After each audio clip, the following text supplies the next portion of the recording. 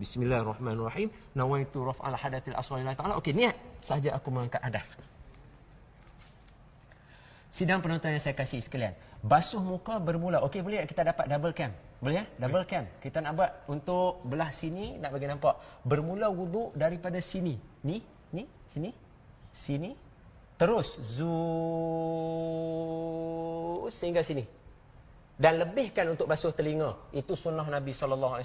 Daripada atas, zap, turun sampai sini. Lebihkan sedikit. Inilah sunnah Nabi SAW dalam berwuduk.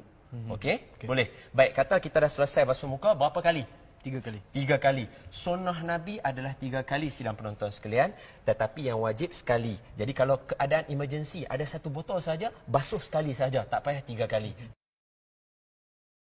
Lagi, sidang penonton sekalian, ketika kita berwuduk, anggota wuduk yang kita sedang sapu, jangan angkat tangan. Kalau kita angkat tangan, tangan ini tidak boleh dikembalikan balik ke sini kerana air di wajah ini akan menjadi air mustakmal. Pandai. Jadi, basuhkan ini semua ni. Dan jangan lupa untuk mereka yang janggut comel macam saya ini, kena selat-selatkan jari. Boleh lagu ni? Boleh? Boleh sidang penonton sekalian? Alright, selesai. Syafiq. Bagi mereka yang ada cincin dan cincin itu yang longgar ataupun jam yang boleh digerak-gerakkan, maka kena gerak-gerakkan dia. Tak buka tak apa, tapi masa berwuduk pastikan air melalui bahagian bawah-bawah ini. Bawah-bawah celah-celah ini. Boleh sidang penonton yang saya kasih sekalian? Lalukan di celah-celah ini atau jam tangan, jangan lupa. Kalau boleh tanggalkan. Itulah yang terbaik. Boleh? Boleh. Dan bagi mereka yang cincin memang tak boleh gerak, digalakkan untuk kita potong cincin tu, buang. Sebab wuduk tak kena, tak sampai. Apatah lagi kalau nak mandi, wajib. Boleh? Boleh. Baik. Boleh? Boleh. Sekarang kita nak basuh tangan. Masih ingat lagi saya tunjuk demo hari tu? Jangan curahkan air tanpa membasuh.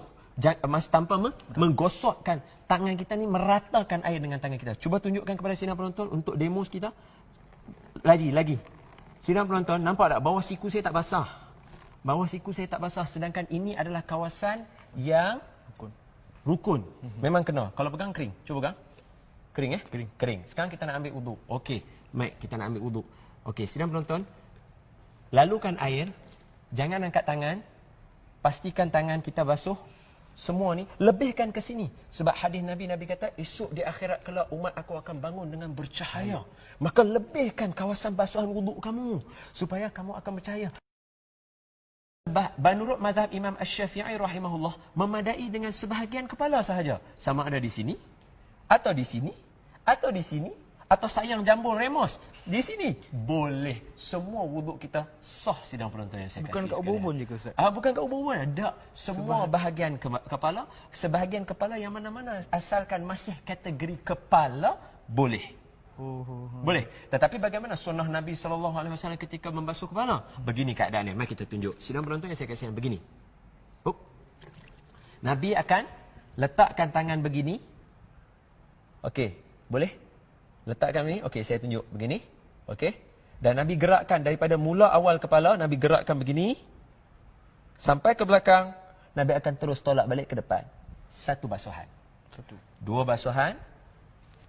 3 basuhan. Begitu juga keadaannya. Begitu seterusnya.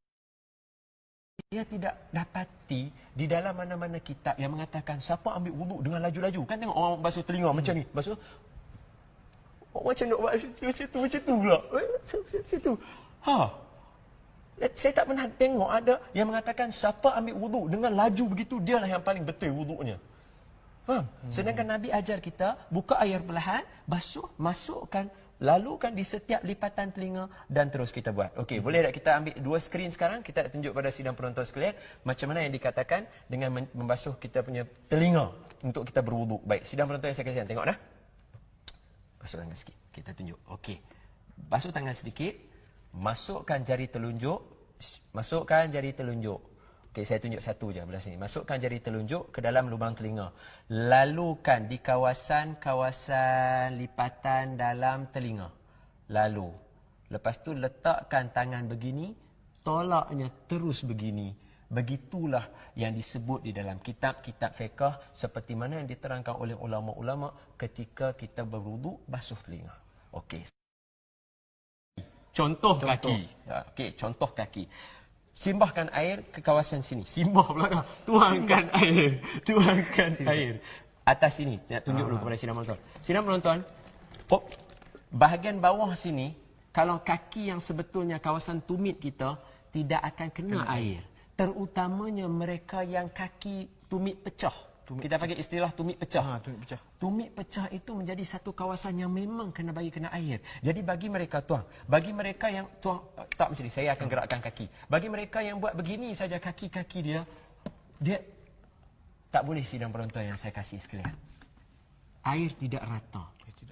Sebaliknya kita kena pegang kaki kita, basuhkan kaki kita, lalukan bawah tumit kaki kita tu, basuhkan dia dan dinasihatkan berdasarkan sunnah Nabi SAW, gunakan jari ni.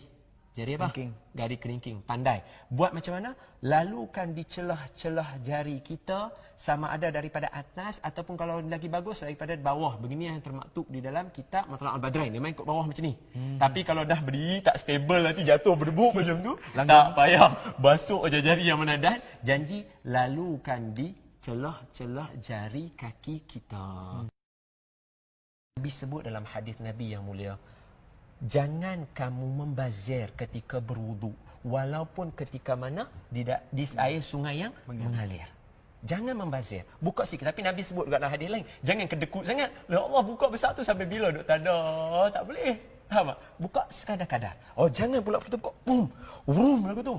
Ambil pula. Zoom. Zoom. Orang sebelah ni macam mandi lah. Tension ni Ustaz orang sebelah. Ha. Macam dia yang ambil wudu. Mandi ke? Oh, tak bukan. Dia.